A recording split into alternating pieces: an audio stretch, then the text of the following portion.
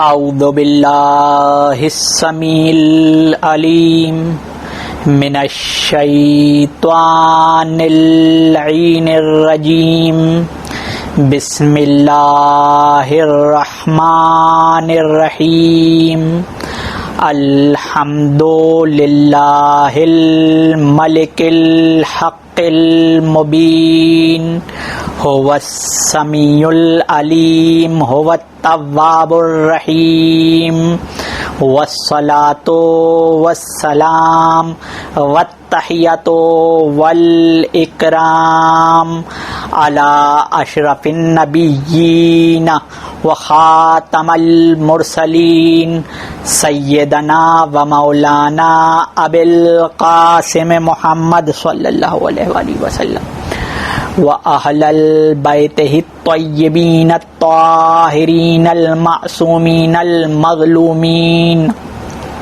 أما بعد فقال الله تعالى في كتابه المبين بسم الله الرحمن الرحيم فأقم وجهك للدين حنيفا فطرت اللہ التی فطر الناس علیہا لا تبدیل لخلق اللہ صلوات اللہم صلی علی محمد وآل محمد۔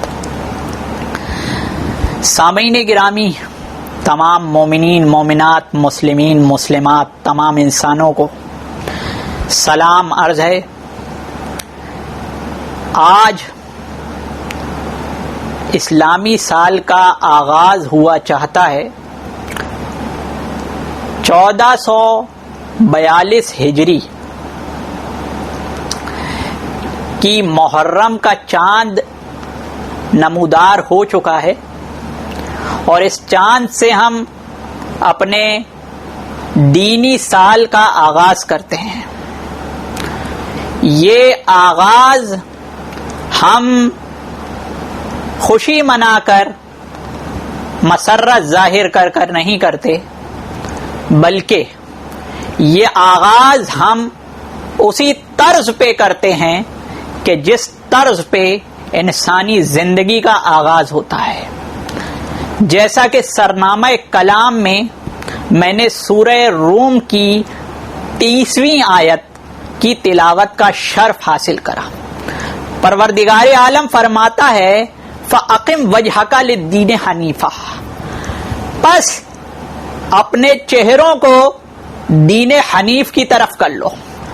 فطرت اللہ التی فطر الناس علیہا، یہ خدا کی، یہ اللہ کی وہ فطرت ہے کہ جس پر ہر انسان پیدا ہوتا ہے۔ لا تبدیل لخلق اللہ، اور اللہ کی بنائی ہوئی چیز میں تبدیلی مت کرو۔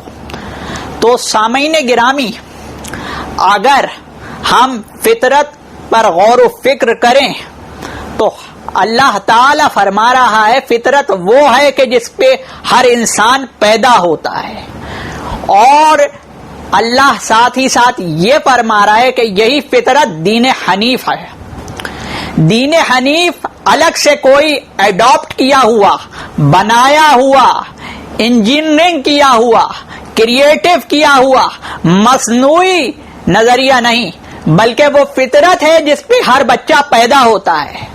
اللہ نے یہ مطالبہ تمام انسانوں سے کرا ہے، اور وہ اس لیے کیا ہے کہ اگر کسی بھی دور میں کوئی بھی شخص پریشانی، تکلیف اور ایسا عالم محسوس کر رہا ہے کہ جو غیر فطری ہے اور مصائب و آلام کا باعث ہے، تو پھر اس سے جان چھڑانے کے لیے اللہ فرماتا ہے فَأَقِمْ وَجْهَكَ لِلدِّينِ حَنِيفًا، اپنے چہروں کو دین حنیف کی طرف کر لو۔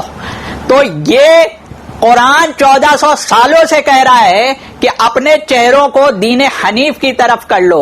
فطرت اللہ التی، کوئی نیا دین انٹروڈیوس نہیں کیا جا رہا، کوئی کسی نئے نظریے کو تم پر تھوپا نہیں جا رہا، بلکہ اسی فطرت کی طرف کرو جس پر تم پیدا ہوئے ہو۔ تو ہم جب غور کرتے ہیں تو ہماری زندگی کا آغاز جب ہوتا ہے تو ہم بے دین پیدا نہیں ہوئے، قرآن حکیم فرماتا ہے کہ ہم دین فطرت پر پیدا ہوئے ہیں، اور دین فطرت سے سب سے پہلا جو ہمیں تحفہ ملا ہے اور سب سے پہلا رسپانس ملا ہے وہ ملا ہے عزاداری، رونا. ہر بچہ روتا ہوا پیدا ہوتا ہے، کوئی بچہ ہنستا ہوا پیدا نہیں ہوتا. اگر زندگی کا آغاز دین فطرت پر رونا ہے تو سال کا آغاز بھی دین فطرت پر رونا ہوگا، ہنسنا نہیں ہوگا. اسی لیے ہم ہیپی نیو ایئر کے میسیجز سرکولیٹ نہیں کرتے، بلکہ ہم ان دنوں رسول اکرم صلی اللہ علیہ وآلہ وسلم کی آل پر آنے والے ان مصائب کو یاد کر کے اپنی اصلاح کرنے کی کوشش کرتے ہیں. یہ غم محض غم نہیں ہے، یہ درد ہے. میرے ایک استاد نے کہا تھا کہ غم کے بعد خوشی آتی ہے اور درد کے بعد شعور آتا ہے. ہم درد حسین کی بات کرتے ہیں، ہم اس درد حسین کی بات کرتے ہیں کہ جس کے بعد کائنات میں شعور اسلام آیا، شعور انسانیت آئی. حسین کے نانا نے بتایا کہ اخلاق کسے کہتے ہیں. بچی اگر پیدا ہو تو برا مت مانو، اس کو دفناؤ مت. یہ سب کچھ ہماری فطرت میں پنہا ہے. اچھائی کا حکم، برائی سے اجتناب، یہاں تک کہ ستر کا چھپانا اور شرم، یہ سب ہماری فطرت میں ہے. ایک معصوم بچہ اگر آپ اس کی قمیض اتار لیں تو وہ شرم محسوس کرے گا. ابھی وہ کسی مذہب کو، کسی نظریے کو نہیں پہچانتا. تو یہ اس بات کی دلیل ہے کہ اپنے آپ کو، اپنے جسم کو چھپانا اور پردہ کرنا فطرت کا تقاضا ہے. اسی طریقے سے جب بچہ پیدا ہوتا ہے تو روتا ہوا پیدا ہوتا ہے. تو رونا دین حنیف کی پہلی عبادت کا نام ہے، نہ کہ بدعت کا نام ہے. یہ ایام وہ ہیں کہ جب امام حسین ابن علی علیہ السلام کا کربلا میں ورود ہوا. آپ اپنی سواری پر جب کربلا کی طرف آ رہے تھے، یکا یک آپ کے گھوڑے نے، آپ کی سواری نے چلنا بند کر دیا. امام حسین ابن علی علیہ السلام نے چاہا کہ یہ آگے بڑھے، مگر ناچاہ وہ آگے نہیں بڑھ سکا. تو اس پر تشویش امام حسین علیہ السلام کو ہوئی. اپنی ہمشیرہ سے انہوں نے کلام کیا کہ میں عجب سا سما محسوس کرتا ہوں، لگتا ہے کہ وعدے کا دن نزدیک ترین ہے. اور مولا عباس علیہ السلام سے کہا کہ آس پاس کے لوگوں کو بلاؤ، اس جگہ کو کیا کہتے ہیں، اس جگہ کا نام کیا ہے، یہ معلوم کرو. تو چند افراد کو مولا حسین ابن علی علیہ السلام نے بلایا، ان سے پوچھا کہ اس جگہ کا نام کیا ہے. تو کسی شخص نے کہا کہ حضرت اس جگہ کا نام نینوا ہے. تو مولا نے فرمایا کوئی اور نام؟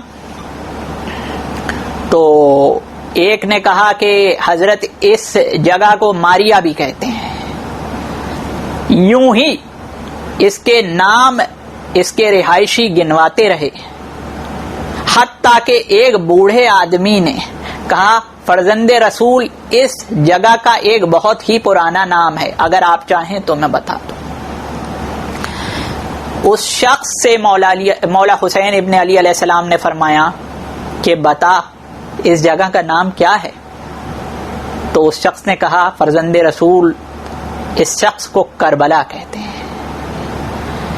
مولا حسین ابن علی علیہ السلام نے ایک لمبی سانس لی اور کہا کہ بس اب یہی وہ مقام ہے جو ہمارا مقام آخر ہوگا، یہی ہم خیمے لگائیں گے، یہی وہ جگہ ہے کہ جہاں ہم پر وار ہوں گے، ہم پر تلواریں چلیں گی، یہی وہ جگہ ہے جہاں ہمارے بچے ذبح کیے جائیں گے، یہی وہ جگہ ہے کہ جہاں عباس کے بازو قلم کیے جائیں گے.